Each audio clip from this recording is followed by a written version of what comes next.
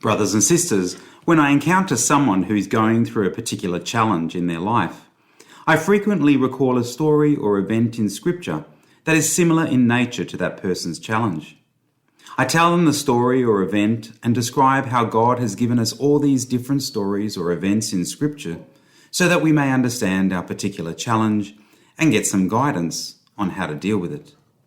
This applies to me just as much. For instance, years ago I was ministering to someone involved in a family argument over their mother's estate.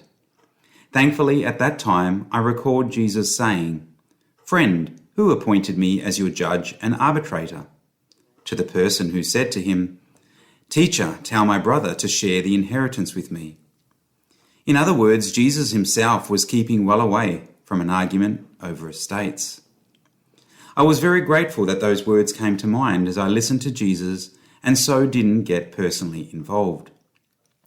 13 years later, the battle is still going on.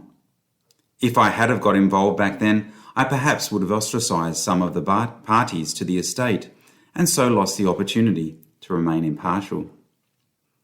So it is that God has given us in the Bible a handbook of how to live, advice on how to approach particular situations, and in a sense examples of the multitude of human failings possible, so that we may not on one hand be scandalized by those around us who fail to be the good and holy Christian they're called to be, nor lose hope when we ourselves fail to live up to that same calling.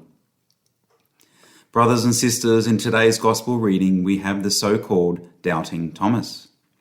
Just his nickname tells us something about the human condition. Have you ever heard someone being called a Doubting Thomas? It basically means that that particular person can't just believe something based on what is told to them. They need substantial evidence in order to believe a particular account. In the Gospel, Thomas wouldn't believe that Jesus had risen from the dead based on the verbal accounts of the other 10 apostles. Unless he actually saw Jesus for himself and touched the wounds in Jesus' hands and side, he wouldn't believe. Wow, if you can't believe 10 of the apostles, who can you believe? But for us, this is an opportunity to breathe a sigh of relief.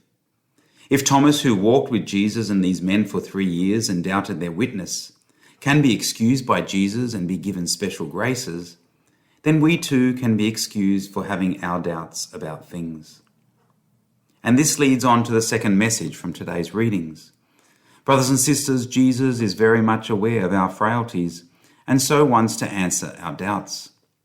Though he is not physically here, he can still address our doubts and fears in so many different ways. Jesus said to Thomas, "You believe because you can see me. Happy are those who have not seen and yet believe." He tells us in these few words that we too can find the joy of meeting the risen Christ as Thomas did, but without physically seeing and touching him ourselves. He has done this throughout the last 2 millennia through his church and his continued presence in the sacraments, and through those who do his will, such as Mother Teresa or Padre Pio.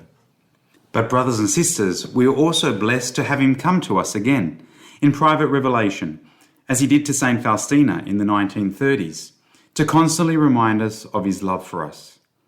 Today, Divine Mercy Sunday, we celebrate Jesus' continual presence to us in the church. We celebrate the mercy that continues to flow from his wounded side. We celebrate that he gave us his church, which continues to be his main witness and the primary source of all his gifts. And it is in his church that we are meant to be formed to be the Christians we're called to be. And so in asking what sort of Christian community we're called to be, we can look to today's first reading, which gives insights to how we should be living as Christians. Perhaps when the coming civilization collapse happens, we'll find in this first reading the model on how we should again live together in a common Christian community. Interestingly, brothers and sisters, the beginnings of this renewed Christian community are already happening around the Divine Mercy Church in Chittering, the church named after the very feast that we are celebrating today. So, brothers and sisters, let us continue to look to Scripture for the answers to all our questions and problems, and try with all our hearts to unite in the heart of Jesus, the sole source of life and divine mercy. For as he showed compassion to the doubting Thomas, who sought after him, so will he continue to show compassion to us, revealing the very depths of his great love for us in his pierced heart.